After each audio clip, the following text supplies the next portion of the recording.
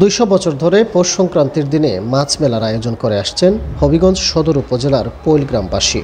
সেই ধারাবাহিকতায় এবারও গ্রামের মাঠে হাওর, বিল ও নদী থেকে বিভিন্ন দেশীয় প্রজাতির মাছে জমে ওঠে মেলা। এবার মেলায় সবচেয়ে বড় 60 কেজি ওজনের বাঘার মাছের দাম হাঁকা হয় $1.5 লাখ টাকা। 43 কেজি ওজনের একটি কাতল মাছের দামও ছিল $1.5 লাখ টাকা। একইভাবে 55 কেজি ওজনের বোয়াল ছিল মেলার অন্যতম আকর্ষণ। আমরা মাছটা নিয়ে আইছি ভৈরব নদী থেকে নিয়ে আইছি, আর মাছের আনুমানিক ওজন চাইতেছি আমরা যে 60 কেজি, দাম চাইতেছি আমরা $1.5 লক্ষ টাকা। আর কেজি হিসাবে যদি কেউ নিতে চান তাহলে চাইতেছি 3000 টাকা কেজি। মাছের নামটা হয়েছে বাঘাই মাছ। এটা আসলে দামে দরের মধ্যে যদি হয় তাহলে আমরা কিছু কম বেশি চাই দেবো। মঙ্গলবার দুপুর থেকে মধ্যরাত পর্যন্ত মেলায় ভিড় ছিল ক্রেতা দর্শনার্থীর।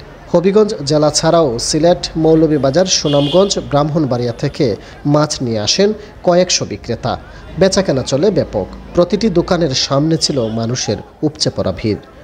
মাছ তো মানে মেলা মাছ উঠছে, আসলে এটা মেলা মাছের মেলা ওই। আর সবাই একটা জিনিস হইল ই মেলার থেকে মানে তবুরুক হিসাবও মানে মাছ মানে সবাই খায়। তো ভাই বন্ধু বান্ধব সবাই আসলাম একসাথে, ভালোই লাগতেছে দেখতে, কারণ এটা যেহেতু আমাদের হবিগঞ্জের একটা ঐতিহ্যবাহী মেলার অন্যতম। এখানে মাছের মেলা, অনেকগুলো মাছ উঠছে দেখতেছি, অনেক বড় বড় মাছ। কিছু জিনিস কিছুগুলো হইবে মেবি 70-80 হাজার টাকার উপরে, এগুলো দেখতেছি আর কি। আমরা তো অনেক বাজারে গেছি, মাছের মেলায় দেখছি, তো তেমন এখানকে যেটা আমি মাছ দেখলাম, তো এরকম মাছ আমার কখনো দেখা হয়েছে না।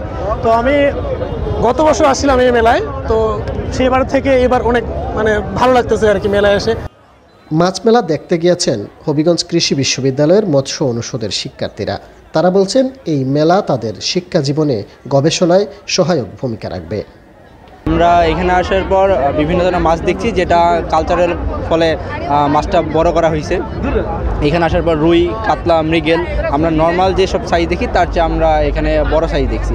এখানে আরেকটি আনকমন মাছ দেখছি, সেটা হচ্ছে সাকার ফিশ, যেটা হচ্ছে বুড়িগঙ্গায় পাওয়া যায় এবং আমাদের যে নেটিভ রিভার আছে এটার জন্য এটা খুবই হার্মফুল একটা ফিশ।